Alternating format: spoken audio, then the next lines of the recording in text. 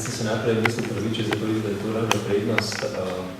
Jaz bom res lahko zagotavljal neformalnost, ker sem nekaj srednjega zgubil politike, kakor sem napisal, kar ne mogu govoriti. Tako je nekako prišlo. To je Ilija, glede z nami seveda, če ne drugače, pa po mojih povrvih se zna razbrati, kaj je tista prednost, mislim, ali moj staroče.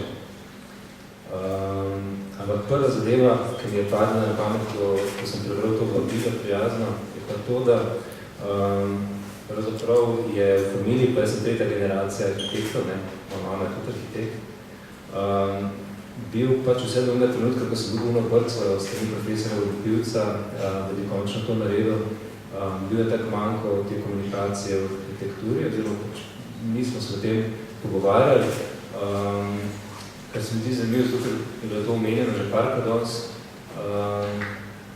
Ampak pri tem, da smo bili v bistvu v stalnih kontaktih, jaz sem v tej hiši njegovi, to je na koncu te ulice, kjer živi, pa Pol Mihelič, na koncu je on živel. Jaz sem bil tam res velik, zato če ne bi zgledal treba na hišo skozi popravljati, razkovske narobe, strehe do vode. Klet je bila polna njih materialov, ki so bili še lični, ne po 20 letih. Tako so preživeli cajta, ampak bolj na temu izumljanju, kako se bo flika vajto, kako da bi se pogovarjala v arhitekturi. Tako da zgodi se mi zdi to isto, kot se zgodi njemu lajku. Pravzaprav najmočnejši vpliv na neko mojo formacijo vse do konca faksa je bila pravzaprav to fizični vpliv, v katerem sem živel. Nesrečo je v mojem primeru pač fajn v tej hiši, nekateri, če so bili cajta preživ, oziroma tam na vrtu, pač bi se spomnil mnogo otroštva na tej travi. Ampak dejansko to pomeni tudi to, da tako kot laik, pač to velikrat mi kritiziramo, kako pač gre skozi šolski sistem, pač vse pa ne sliši neč o arhitekturi. Jaz sem šel isto, ampak to tudi skozi faks, to je bilo že parkrat je bilo omenjeno, to je tisti cajt, ko so bili vsi ti arhitekti še zelo aktivni, pa pravzaprav na faksu smo neke fragmente sicer dobili, ampak sigurno pa ne neke povezane konkretne celote v tem obdobju. In meni pravzaprav blazno slab spominjal ta začetek te debate, začetek je res Natašinja, tista posebna izdaja ABA, saj zame bila, potem pa pravzaprav Marušin Jugovc, je pa tako bil prelom, ker je bil tak poetičen, v bistvu čudovito napisan, in jaz pa še to malo nagnam po mojih temu, da to malo tako dramatiziram, pa idealiziram in sem tisto tako skozi bral, pa knjiga je bila ful lepa.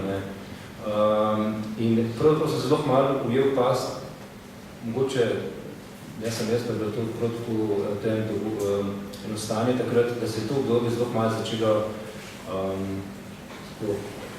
predno se je začist skomuniciralo z njim, se ga je kar mumificiralo pa nastavljeno. Kaj tak mit 60-ih je zelo malo nastal, se mi zdi. No, ta mit se pa zelo malo razblinil, v mojem primeru, ko se je debata z Ilijo odprla, ko sem začel tudi z diplomo delati, ker on je živel po temu. On je pa, ko se z njim začel pogovarjati, to se po 2 minutah pogovarjal o centimetrih, pa načinu tega stikovanja teh 2 elementov v fasadi in tako naprej. Ali pa v temu, to sanitarni vozel tega stanovanja, ki ste ga z Miheličem naredili, srednji sanitarni vozel, kako je pač una kanalizacijska cev, da bi se prehrutno na umno, pa kako so to morali tam v Čakovcu posebej narediti. In v bistvu on je izvedno iz tega štartov v to, kar potem pač ni vidno. Se mi zdi, da tiste neke formalne stvari, kape na BS3 stopnicah, pa neke podobne stvari, to so bili tako njegovi izleti. Stav je pa pravzaprav, pa njegov milje dejansko je pa to. Se na koncu tudi te silno racionalne, izčiščene fasade imajo od zadaj resnično logiko, konstruktivno logiko, ki seveda tukaj v njegovem primeru sloni na montažni gradnji. Druga njegova obsesija, drug temelj je tloris. On je razmišljal skozi tloris in skozi detalj. Ne vem, kako je za 5 cm v BS3 premaknil raster montažni, zato da je za vrati dobil čistih 60 za standardno omaro, ko so takrat arhitekti zmerite 60, bila pa ta prava globina zdaj za omaro. Zopet, to je posledica tistega tolisa, ko smo ga videli. Druga stvar, ki sem pa hotel omeniti, je pa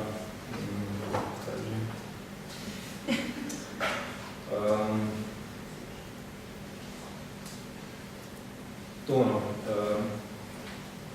Ko je ta debata z njim stekla, se je seveda začel odpirati, ne? Ampak mislim, da nikoli ni verjel, da bo ta knjiga zares nastala, oziroma da bi to zares naredil, ker na koncu, ko sem videla, ko sem zjavila, da prinesla desni print knjige k njemu tja pokazati, je prav, mislim, tako debelo pogledal, da je kaj, mislim, da to res nastane, zakaj mi ste rekla, jaz sem potem še 2 škatli Diosa, jaz sem pa se res na glavo postavila, ker on je za razliko od Krista, na primer, nisem njegov način. To ni bila enega načrta, fotografije, to je vse uničen, pomečkan, nič uporabnega. To je to malo, pač o njegovom karakteru govori. Je pa zanimivo, meni to, da pravzaprav z vsemi temi arhitekti, ki sem prišel v kontakt, posod je bil čist isti odziv, no. In to je totalno pozitiven, navdušenje, ne, to je po moje logično, v rosnih 80-ih, moš občutil, da si še koristen, se mi zdi zelo fajn, zares si, ne.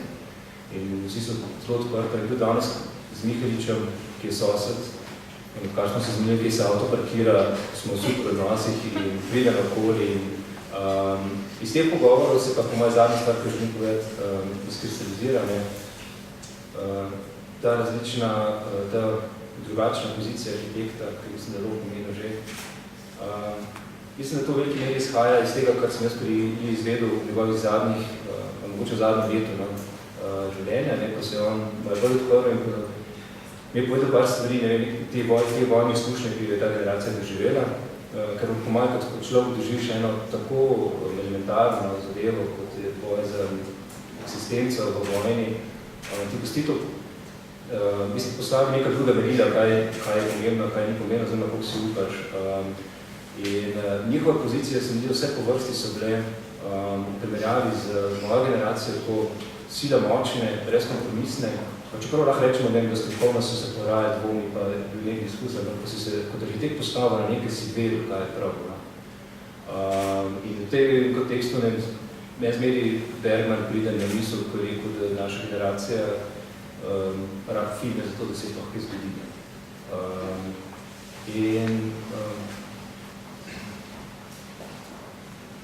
ko se pogovarjaš s temi ljudmi, oni rečejo, se pogovarjajo z Mihaličem prejšnji teden, pa se sprašujem, kako lahko luksusno stanovanje v železnici narediš, to res ne more ostati.